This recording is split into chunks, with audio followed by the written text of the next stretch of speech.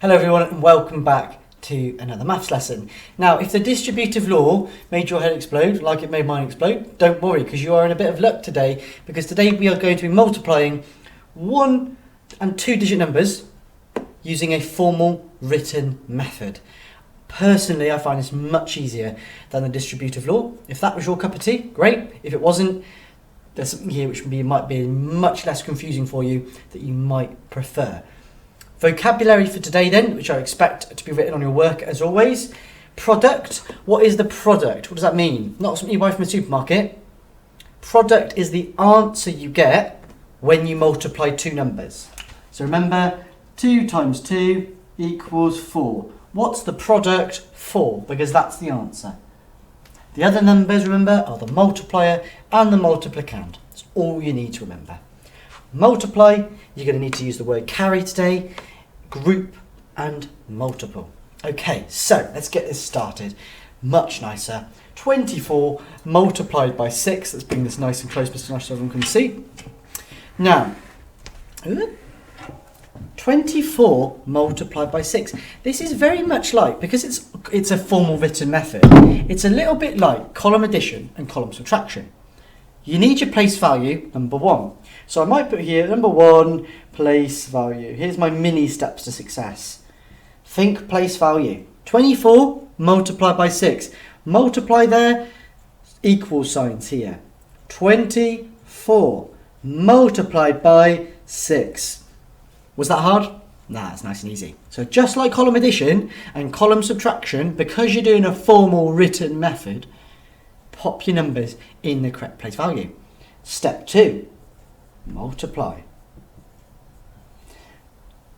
4 multiplied by 6. So either 6 times table or 4 times table. Should know these by now, guys. If you don't, keep practicing times table rock stars.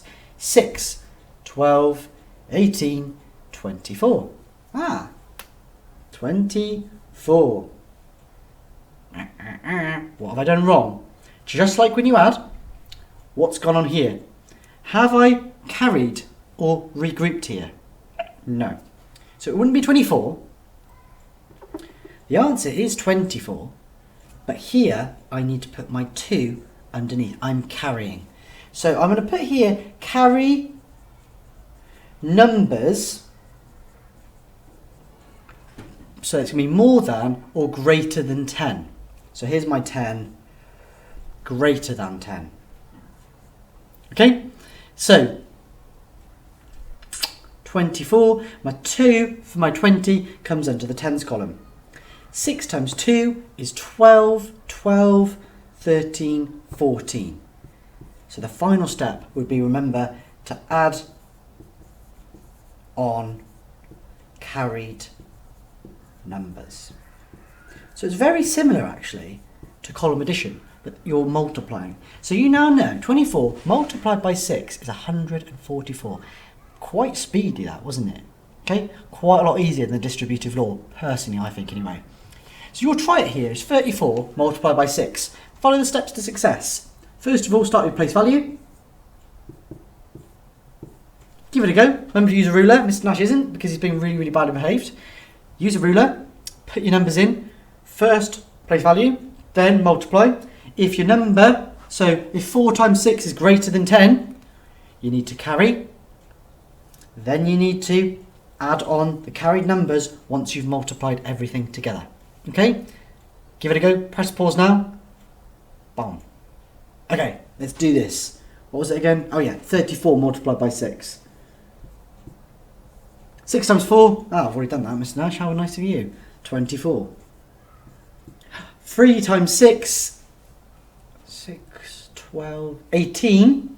18. Oh, look. 19, 20. Ta-da! Really easy, isn't it? So much easier than distributive law. Have to teach you that way because some people might prefer it. I prefer this way. Really fast, isn't it? But it's so important that you remember your carried numbers. Don't forget them, because otherwise you get your answer wrong. Okay, don't worry if you have done that. Fine. Let's have a little look at stretch it. Okay.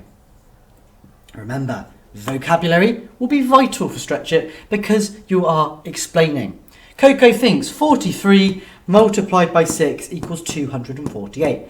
I've put the words y here because that's what you need to do. If I was you, write it on your sheet and then think to yourself, I've done stretch it, and then look at the y and say, have I explained why?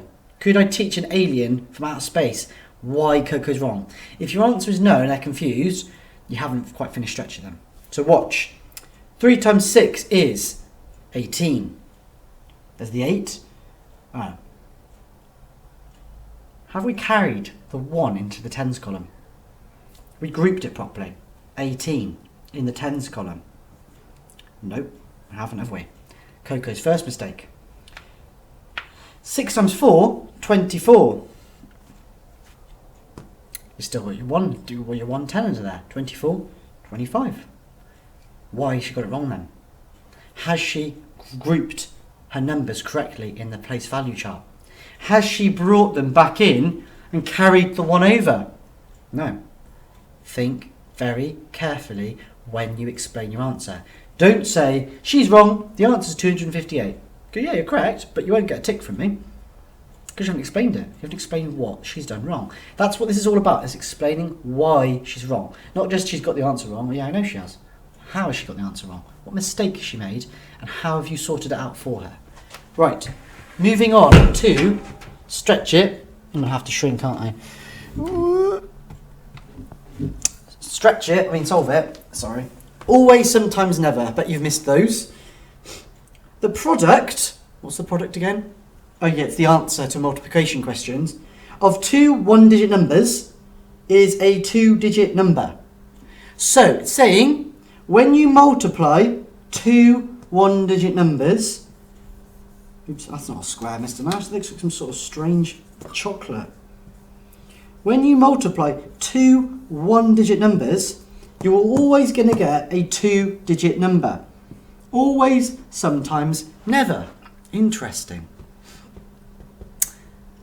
4 times 4, would it work? 4 times 4, 16. Oh, yes, that works. What about 2 times 2? That doesn't work, does it? 9 times 9, 81. 7 times 7, 49. 1 times 1 is 1. 2 times 5 is 10. 2 times 4 is 8, though. Lots of different answers for this one. So, I'm thinking it's not always. It's not never. So it must be sometimes. But I've got to explain why. When I multiply two one-digit numbers, the product is sometimes a two-digit number, but not always. And I need to show when it is and when it isn't. Evidence is key. Now, when it comes to your question, I believe that it says when you multiply a one-digit number by a two-digit number, you're always going to get a three-digit number. I can't quite remember because I haven't got the sheet to hand. You're going to have to find if it works. If it doesn't work, so it might be sometimes, it might be always, it might be never. Use evidence, explain properly, use your vocabulary. Okay, it's not there to look pretty. It's a very ugly cloud that I've drawn. Please use it. Make sure it's on your piece of work. Make sure you've used it in your answers. Okay, that's all I'm going to do for today, and we'll get back to this again, hopefully tomorrow for Friday or on Monday in case Mrs. Below is doing a maths challenge. Okay, thanks guys. Well done for engaging again.